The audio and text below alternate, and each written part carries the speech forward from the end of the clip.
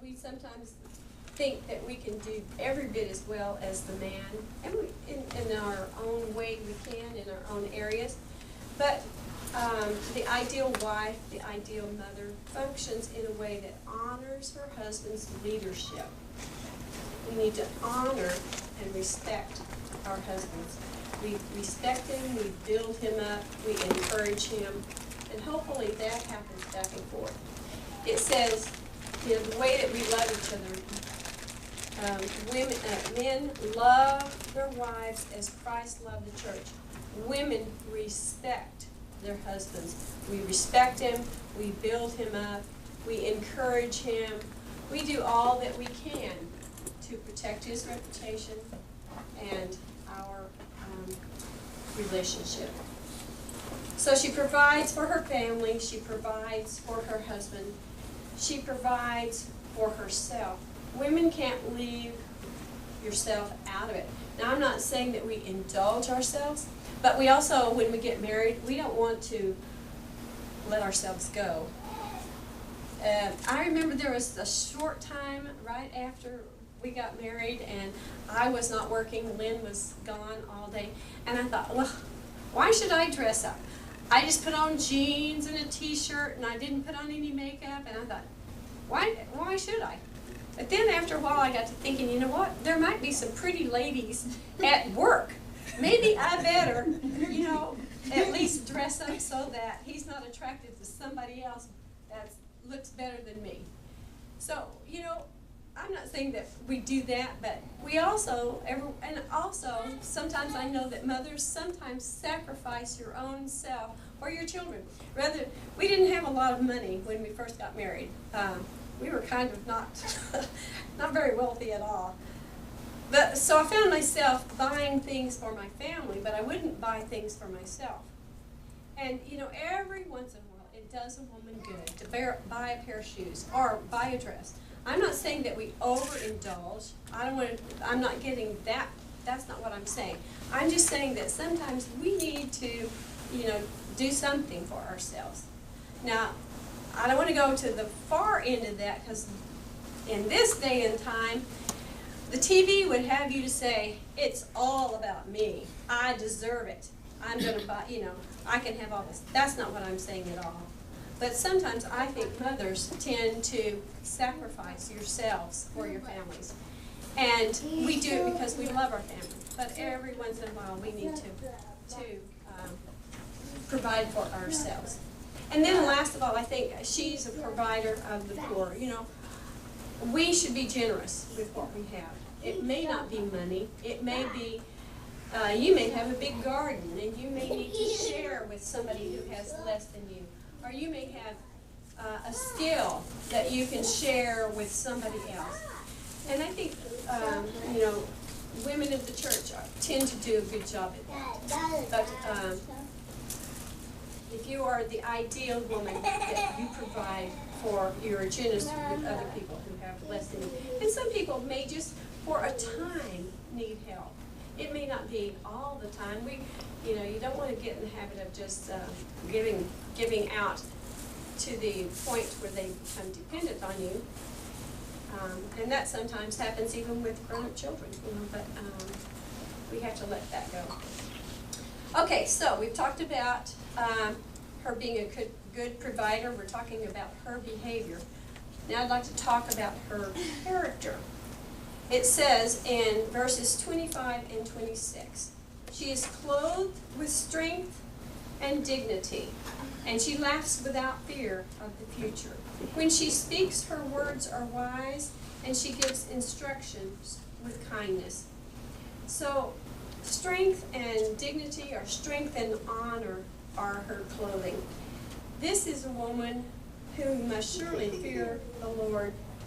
When a woman chooses to clothe herself in strength and honor, she's displaying divine wisdom, the kind that can only come from walking with God.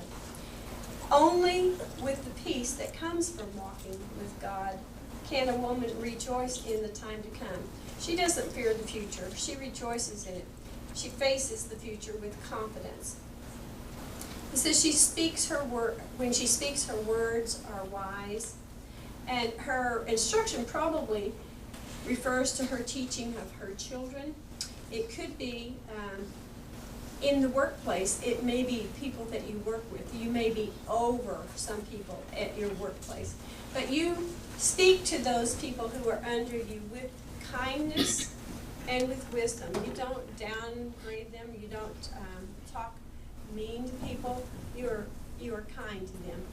People, they're going to remember. It's not just what you say, but it's how you say it.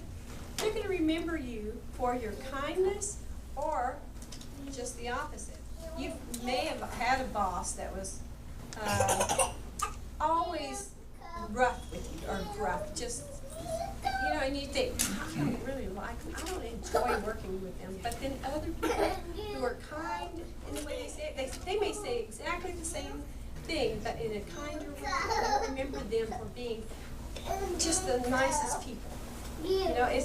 Sometimes it's the way you say it, or the way you treat people, that gains their love.